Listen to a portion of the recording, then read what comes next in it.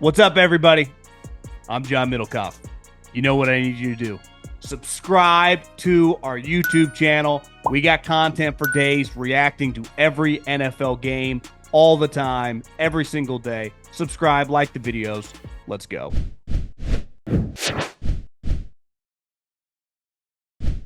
Okay, Middlekauff Mailbag. At John Middlekauff is the Instagram. Fire in those DMs. Get your questions answered here on the show. I have a lot of mailbag questions, so I'll try to bank some out over the next couple days. Jonah. In this last week's game between the Eagles and Chiefs, the start of the end when it comes to the Tush Push. The Eagles game highlighted what's broken about the Tush Push, with players from both sides jumping off sides. Ignoring all of that and focusing on what Tush Push supporters have said is that other teams could do it if they wanted to. The NBA changed how free throws were taken because Wilt Chamberlain was dunking his free throws. I don't remember that. I might need to Google that. He was dunking his free throws. Might need to get caught up here on basketball history. But I'm gonna believe you. I think that precedent for the NFL to ban it, even if Jalen Hurts is the only player capable of doing. I think it's pretty simple. There was a groundswell of support to get rid of it last year. The Eagles did a good job of campaigning and fending it off, but I don't think that's going to go anywhere. And watching that, one of the best and most, the beauty of football is the unknown. On a given play, you don't know what's coming.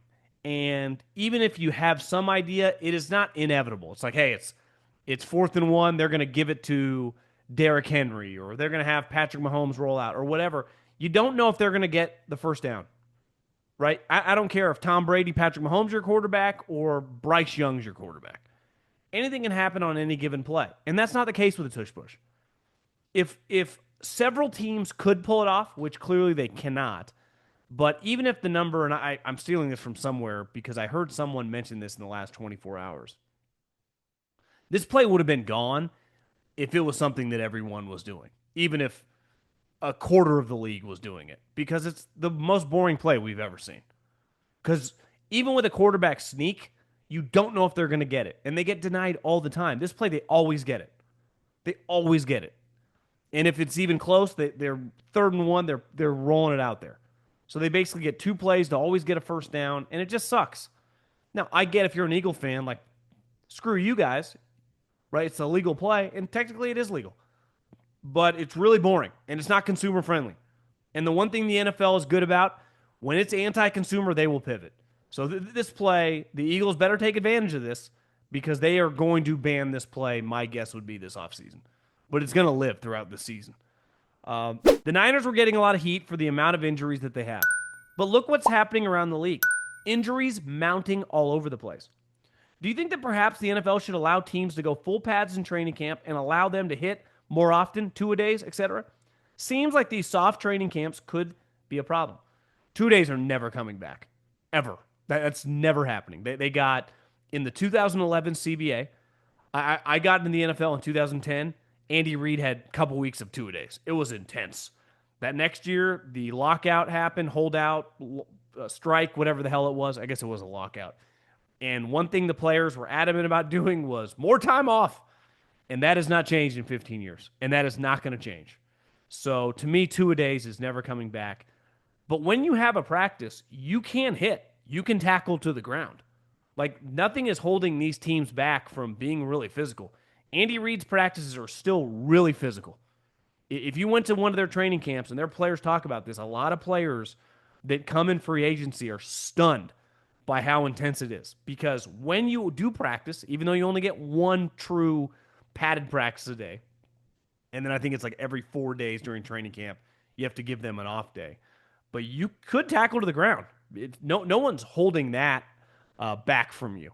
Now, I understand for a lot of people are like, hey, I got 10 plus guys on my team making over $15 million. If one of them gets injured in a tackle at practice, that's hard to stomach. So I think the finances of the sport has dramatically shifted the mindset. And I don't know if there's any way of putting the toothpaste back in the tube on this one. So are these guys rolling ankles and hurting knees and getting turf toe because of practice? I'm the wrong guy to answer this question. I have a couple, an undergraduate and a graduate degrees that are completely worthless, and I learned nothing in the classroom. So I can't tell you. I don't know. But through my experience, um, I can say there's no perfect way to do this. Clearly, there's a reason you spar before a boxing match or a UFC, before you get in the octagon, right? You want to build up the calluses. And there's got to be something to it that back in the day, I've had people tell me, and I do think there's some validity to this, is in the 70s, the 80s, the 90s, these guys did not train 365 days a year like they do now. Like a huge part of rest and recovery is just that, not doing anything. And let's use McCaffrey as an example. I admire his work ethic. But does training basically all year round, is that good for your body? Now, there's got to be a balance, right? What these guys do now and the information they have and the way they eat is surely better than a dude in like the 80s. But like, did Barry Sanders and Walter Payton and some of these guys back in the day miss a lot of time? It doesn't feel like it. So I don't know. I don't have a great answer to this. There are things that I think we laugh at about the old timers that, like, yeah, smoking cigarettes, during training camp, probably not a great idea. But coming to training camp a little out of shape and then getting after it for a month, if you look at some of these guys' game logs, maybe it was better. Now, maybe if you see some of them walk around and move now, I don't know. I don't know. But whatever's happening, guys dropping like flies, this is not a sustainable model the way we're at right now. I'm speaking to this with Cincinnati. It's looking like it won't ever change anytime soon. Who do you think will be the bigger what if athlete when it's all said and done? Burrow or Andrew Luck? It's a great question. I do think Andrew Luck was a better player. Again, I'm nitpicking here. I mean, Burrow's excellent as well. But Burrow does have the Super Bowl berth and beating Patrick Mahomes. Andrew never won the AFC Championship, though he got there one time and then got his teeth kicked in by the Patriots, if I remember correctly. I think both are heading that way. The difference is Andrew just kind of disappeared. He was just gone. Burrow, we see him play. I feel like we see Burrow play more, and then he gets injured. I'd have to do like a thorough breakdown and compare year to year. Yeah, I mean, I would say it's not good. Now, Luck had a bad shoulder injury, which has a huge impact on how you throw the ball. Where Burrow, this turf toe injury, which, let's face it, ruins a season. If you tell me 3-month injury, it's like, well, do the math. Mid-October, mid-November, mid-December. Like, it's over. You would bet on he's going to rehab to come back with 3 games left, especially if they're losing. No chance. So I think sometimes there are franchises that just feel doomed, and that's kind of what Mike Brown, the Cincinnati Bengals, feel like. Yeah, I don't really know. I would say they're both in a category that is shitty for us. The more good quarterbacks, the more great players, the better the sport is. Right? The less Joe Burrows and Andrew Lucks that are playing on Sundays, the worse it is. And I'm in the business to have this sport be as well received and watched by as many people as humanly possible. So I think it sucks when Joe Burrow gets injured. It has a negative impact on the product. There's no way around it. We are extremely excited to announce our new presenting sponsor, Hard Rock Bet. Everyone knows and loves their hotels and casinos, but now you can use the top-rated Hard Rock Bet sportsbook to place all your NFL bets this season. Hard Rock Bet is the only legal sportsbook in the state of Florida and is also available in Arizona, Ohio, New Jersey, Indiana, Tennessee, Virginia, Illinois, and Colorado, with more states to come. You can also play on Hard Rock Bet's online casino if you are in New Jersey. As we gear up for the NFL season, sign up for Hard Rock Bet and make a $5 bet, and you'll get $150 in bonus bets if you win. Head over to Hard Rock Bet, sign up, and make your first deposit today. I feel like baseball and basketball have franchises like the Rockies and Hornets that I sometimes forget are even still around. Does the NFL have any franchises that could be considered irrelevant? I feel like there are franchises that are awful, but also that football is so popular that there is a rising tide lifts all boats situation that will keep any NFL franchise from becoming irrelevant. If the Rockies are good, let's use the example. If the Rockies are good or the Hornets are good, which they're not very often, but let's just say they are a playoff team, they still don't really matter. And that's where I think it dramatically is different in the NFL. Like right now, the Panthers. Like when I look over and I see a Panthers game, like playing the Cardinals, I know that game does not matter for what I do. I'm not going to talk about it. It's just not going to be something relevant. Yet, if the Eagles, the Cowboys, the Packers, the 49ers were in that situation, it would be something that I would pay closer attention to, right? Because their brands, their fan bases are dramatically bigger. But we've seen the Panthers be really good with Cam Newton, and they're playing primetime games, and they rate and they matter, right? So I think the difference in the NFL than the NBA is they have franchises when they suck, we just kind of whatever, who cares? You don't even need to talk or think about them, right? Where it's like in the NBA, if the Lakers suck, they're still getting talked about all the time. If the Warriors suck, they're still getting talked about all the time. The Knicks as well.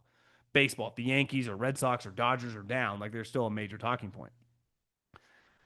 But the difference is if the Rockies are good, still no one's paying attention. Where if these other teams that aren't quote unquote huge brands and nationally relevant are good, we're all watching.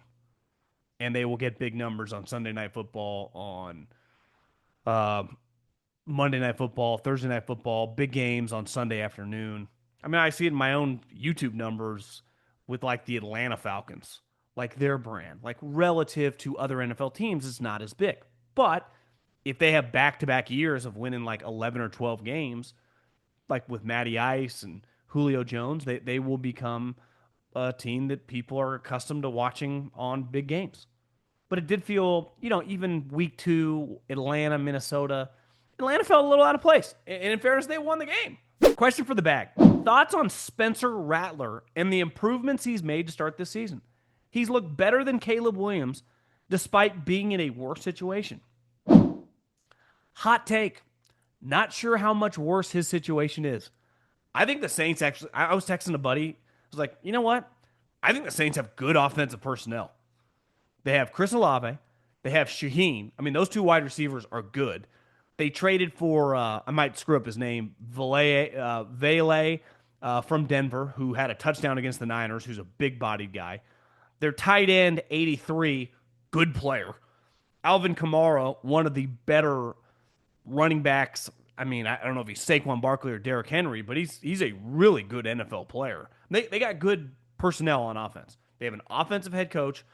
I was impressed with Rattler in that game. As the game went on, I was like, this guy's not bad. Like I understand, of course Tyler Shuck can't beat this guy up. There's no chance on God's green earth that Tyler Shuck's as good as that guy. So my take was like, yeah, the Saints offense is not terrible. Defensively, they probably suck. But offensively, they definitely have some pieces. And they have team speed. They just have some explosive playmakers. I was kind of impressed. I mean, people probably make fun of the Cardinals and Niners, like, oh, that's not a great win. I don't think the Saints are just some, like, watching them, they feel, and I've bet on the Titans 2 weeks in a row, the Saints are better.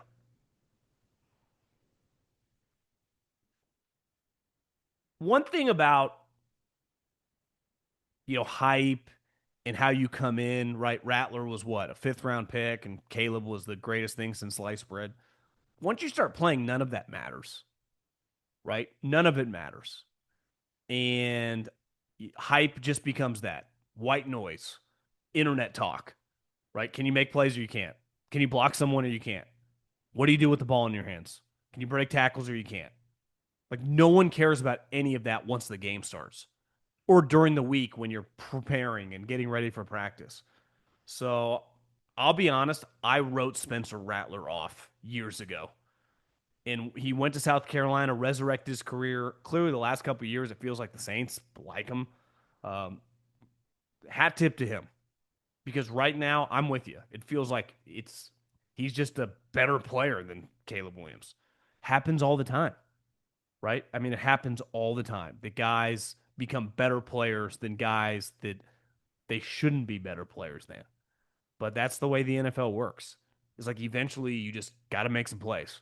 You either can function or you can't. You either can consistently complete routes against certain pressures and defenses or you can't. You either can play from within the pocket or you can't. And it's not like Rattler or some bad athlete. He was running around making plays with his legs. With Mac Jones' performance with Kyle calling plays, is it fair to say that Josh McDaniels is overrated? He didn't get much out of Mac and hasn't done much without Brady. I would say Josh McDaniels' stock is definitely has not been a buy over the last couple years. And right now, at best, it's like a hold and keep track of. Now, I listen, Mac Jones has his limitations, and he's playing the Saints, which isn't great. Now, granted, he's throwing to, banged up Jawan Jennings, Ricky Pearsall. The Irish personnel is actually not bad. Ricky Pearsall is a good player, and McCaffrey's healthy and is a good player. But a lot of Kendrick Bourne, who just signed. Uh, Comparing Kyle to Josh McDaniels, if you just remove Tom Brady, which I think Kyle Shanahan, Matt LaFleur, Kevin O'Connell, Sean McVay, Andy Reid, Sean Payton, every decent coordinator, let alone the good guys, would have dominated with Tom. But can you coach with Mac Jones? Can you coach with Jimmy Garoppolo? Can you coach with Alex Smith? Can you coach with all the? Because it's been proven Josh McDaniels cannot. Now, can he coach with Drake May? Like, I put zero stock into any performance against the Miami Dolphins. So we will see as the season goes on. Like, oh, listen, the Steelers' defense isn't great. How does it look there?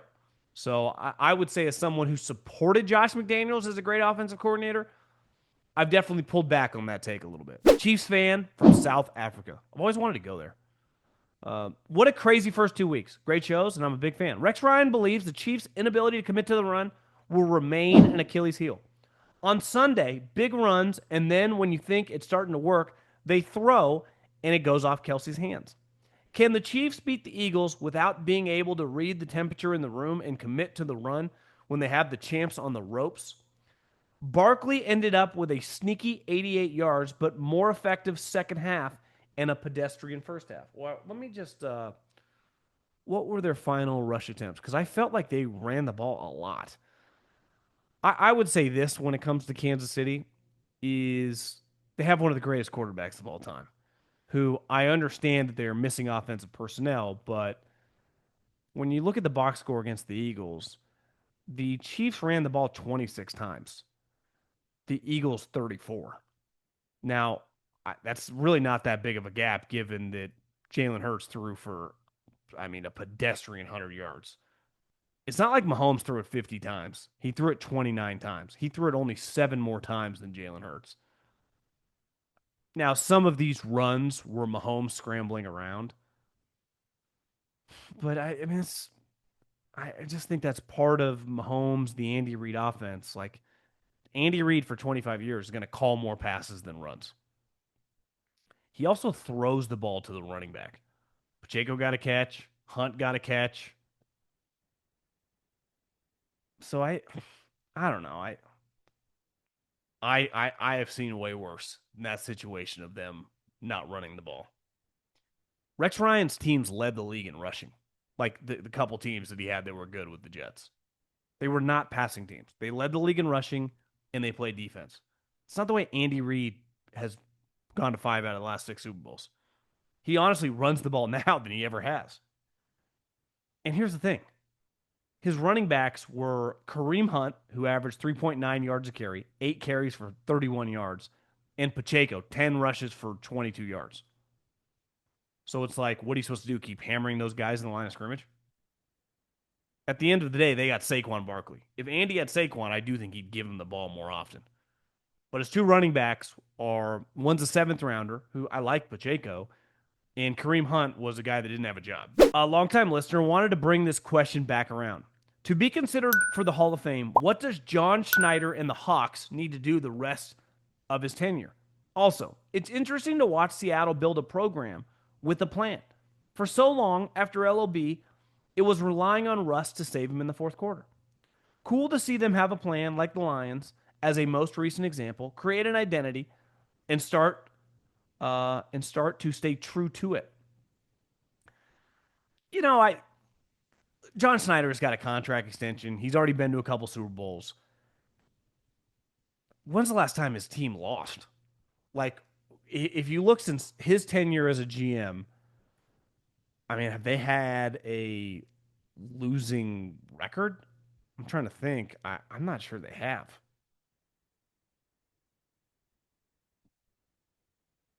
They went 7-10 in 2021. But other than that, I mean, they're gonna be 9-8, 10-7 this year. They were 10-7 last year, 9-8, 9-8. I mean, post Rush, they've been pretty good. To me, if he gets consistent playoff team the next couple of years, I mean, I don't know, he's pretty freaking good, especially when he was the guy pounding the table for Russell Wilson. Now, you know, historically, it's a little harder for GMs to get into the Hall of Fame. I don't know. I don't really think about it like that. I think about Hall of Fame more for coaches than for GMs.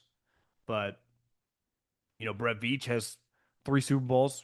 How's he not going to be a Hall of Famer? Howie Roseman has 2 Super Bowls with 2 different quarterbacks, 2 different coaches. He's going to be a Hall of Famer. Um, John Schneider's been to 2 Super Bowls. He's going to be in the mix for sure. He's got still. I think if he got to one more Super Bowl with a different quarterback, it'd be hard to keep him out. I have a question for the mailbag. I'm a Chiefs fan, and in the light of the recent Chiefs Eagles game, how can the tush push continue to be run? With it being so hard to officiate, it seemed to me that there was 2 false starts on the Eagles running play when they showed the replay. I don't think it seemed. There definitely was. But because it's such a tight formation, it's almost impossible for the officials to see. Same as the end of the game where the Chiefs say they recovered the ball. I don't believe that they did, but it got me thinking. It'd be so hard to see anything live on replay assist because there are so many guys on the pile. I'm telling you guys, this is last year. They gave Jason Kelsey the owners meeting, the impassioned speech. You had Howie Roseman fighting, and they did a good job. They ran a winning campaign. It looked like they were going to lose. They campaigned, and they flipped the votes. But that is not going to happen again, especially the negativity around that play. They're kind of a boring team to watch right now as is. I know they're winning, but when that's your most effective offensive play call, I just think people are going to turn on you. And the other thing is when you win, people get bored with you as well.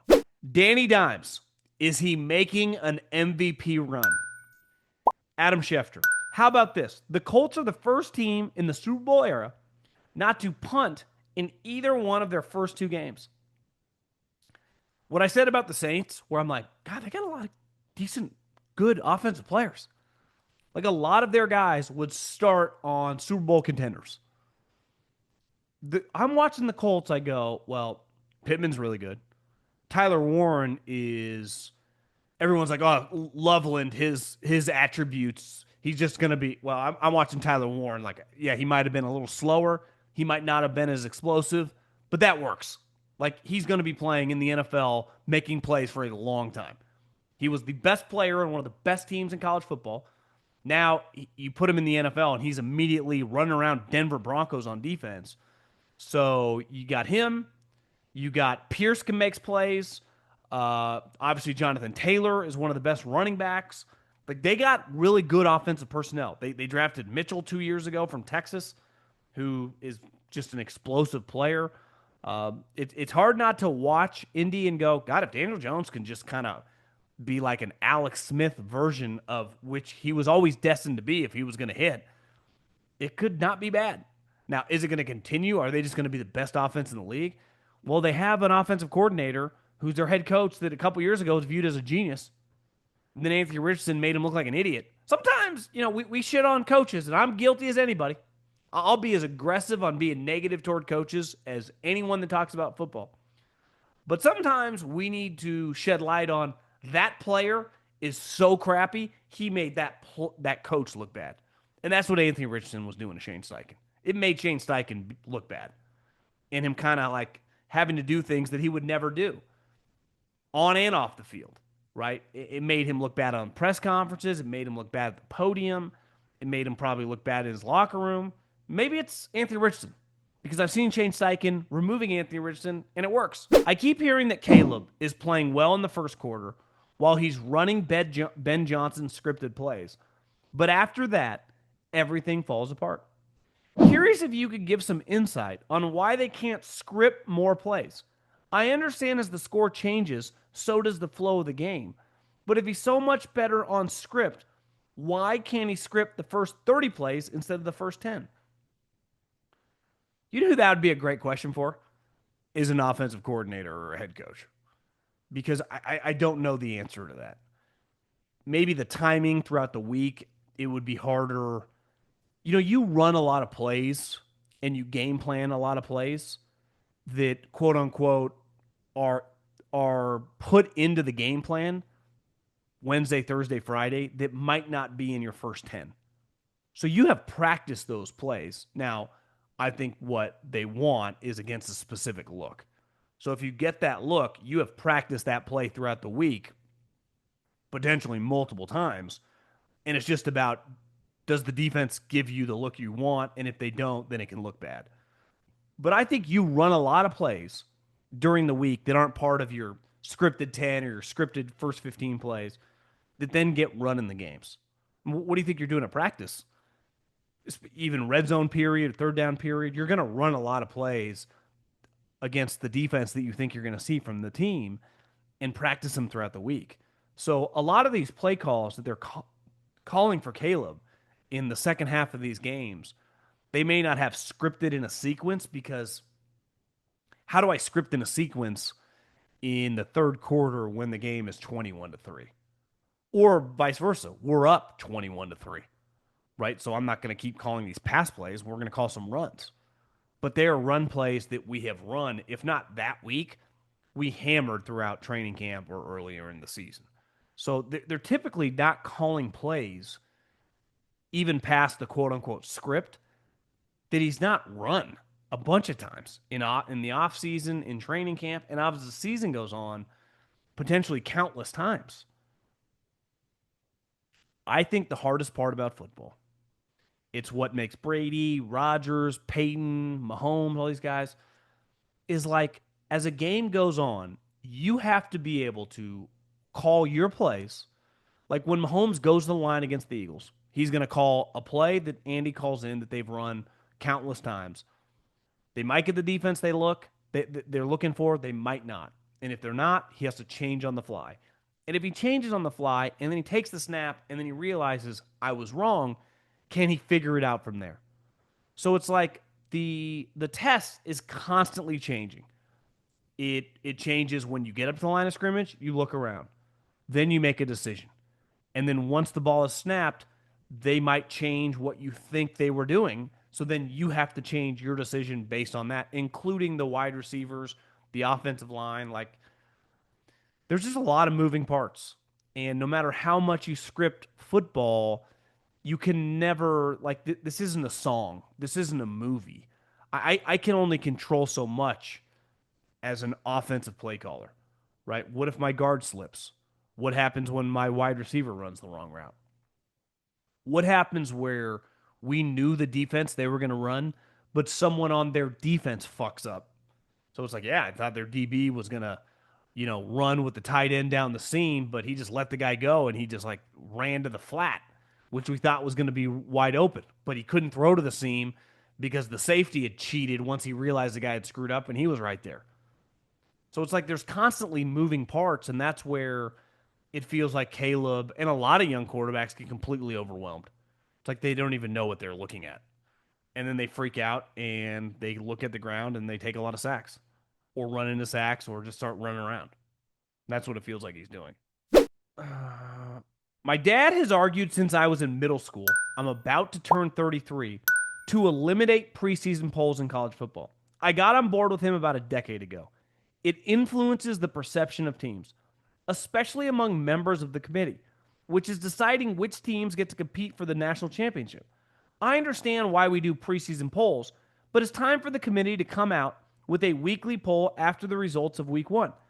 I want to see how well or poorly they do when they don't have an AP or coaches poll to fall back on. Hopefully, this gains some traction.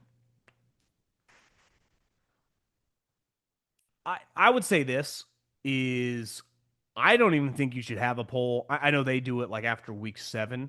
You could do it earlier than that, but I would give it like 3 weeks. But I'm completely with you.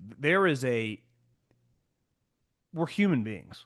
So how could there not be an inherent bias where it's like, hey, this team, clearly they're not as good, but Texas, it's like, well, yeah, because they started number 2 overall. Have you seen Arch Manning play football? He looks atrocious. There is no way they could be a top 5 team with that at quarterback. We have seen teams win the national championship with a game manager. He is, if his name was John Middlekauff and not Arch Manning, he would get benched. Like, it is that atrocious. So, I mean, Quinn Ewers in the middle of a game last year got pulled.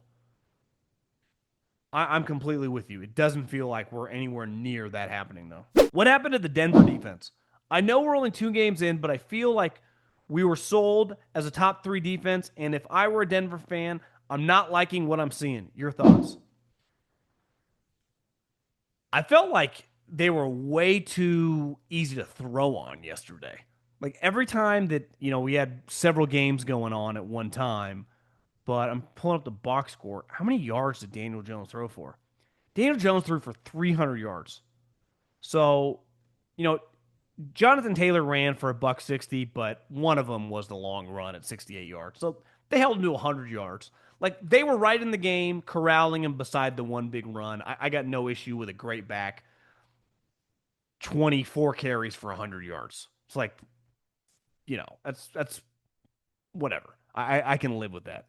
To me, it was they were distributing it to every single guy. Warren, 4 for 79. Pierce, 4 for 68. Down, 6 for 50.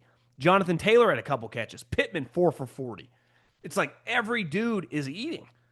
And I don't know if it was just that's part of the Colts where it's like, hey, we're not just playing Jamar Chase or Justin Jefferson where we can focus on the true. Like they got 3 or 4 guys, so maybe that makes it a little more challenging. But on the road, um, maybe Indy's just playing really well. I wouldn't write them off just quite yet as being not a good defense. They only had 1 sack yesterday. I just thought like there were just guys open, guys making plays in the open field. Maybe the Colts are just a unique team that they got a lot of bodies. And if their quarterback is going to play point guard, that even if your defense is really good, it's going to be hard to cover all these guys because you got 6 DBs. It's kind of difficult. So I don't have a great answer for you. I'm going to say that I'm still a believer in Denver. I would guess that they get their shit together. They get the Chargers this week. I'm recording this on Monday, so before the game. So the Chargers are going to be coming off a long week. They get the Bengals with a backup quarterback. They got to go to Philly. So if they can handle this little stretch, like go 2 and win 2 of those 3 games, then they will be, what would they be, 3 and 2. Then they get the Jets, the Giants, the Cowboys, the Texans, the Raiders. They got some winnable games. That Charger game's going to be pretty big for them. Okay, a couple more questions. Question for the pod. Vikings fan. But I have a question about the Falcons after the game. Do they sneakily have 2 guys that could win Defensive Rookie of the Year? I know Minnesota had 2 good starters on the O-line out. But looking at the Falcons' schedule and the fact that Baker is the only proven quarterback in the division they'll face, I can't help but think that Pierce and Walker will have great seasons. What do you think? I loved Walker. Ever since that, I mean, that Georgia game last year, whatever, early, mid-October, where he dominated. It was like, this guy's a can't-miss guy. I would say he was a pretty polarizing player in NFL circles. I had some people that loved him, and I had other people that thought, like, what's his true, like, he's not Khalil Mack power. He's not like, because I thought he should have been like a top 10 pick. He's not like a true bender. I just watch a guy who is, and by all accounts, elite character. And I mean elite football character as well. Like Aaron Donald eats football up. I mean, was the heartbeat of the Georgia team. but I watched a guy that's just kind of just a natural pass rusher. He might not have the ideal skills relative to some of these guys, but look at Crosby. One thing Crosby hangs his hat on is like he bend the edge like Von Miller? Is he the strongest guy in the league? But his relentless effort, he's obviously a very technically sound guy, and he just plays so hard. When you play your balls off, you're just going to be pretty good. Now, Pierce, pretty big wild card, big time talent, major question mark for a lot of teams on the draft board. Well, those guys, I always just, you never know. But I'm betting on Javon Walker being a good player. I would be stunned if he doesn't have a really solid season. Different player, I would say, but like Jared Verse, I just think he's just going to be good. Now, how good? Like consistent All Pros, Pro Bowls, I don't know, but I just don't bet against guys like that. I just think guys that play that hard, guys that were that good in college, the guys with that character makeup and off the field kind of wiring, it works. So I'm with you. And you bring Leonard Floyd, their pass rush definitely looks a lot better with those three guys. Okay, last question is about the tush push again. This is it's just I can't believe we talk this much about a quarterback sneak, but I understand why. We'll end on this. I wanted to ask you about the tush push. We heard about all off season how there were several owners who wanted to play ban for various reasons, most of which centered around it being boring and visually unappealing play. I was wondering if a rule change is even necessary. From the overhead shots and even some down the line of scrimmage, it looks as though the center is directly over and sometimes even ahead of the ball. Wouldn't this mean he's lined up in the neutral zone? You'd have to get Blandino or one of those guys because it definitely feels like they're all leaning over. I wonder if the way to quote unquote ban it during the season is to start throwing flags on it. And if they start calling these guys for neutral zone infractions and jumping off sides early, then it'll negate it. Because if it's 4th and 1 and I throw the flag and you go back 5 yards, you're not running that on 4th and 5. So, and I know Sirianni and the team's aggressive, but are they gonna go for it at midfield on 4th and 5? Especially if Jalen has one of his classic like 100 yards through 3 quarters passing the ball. Now they got two guys that can run it in Jalen and Saquon. I mean, shit. If they wanted to institute like the option with their offensive line and how good of a runner Jalen is and Saquon, they could be, for those of you that are my age or older, like the Nebraska Tommy Frazier, Lawrence Phillip days of the late 90s.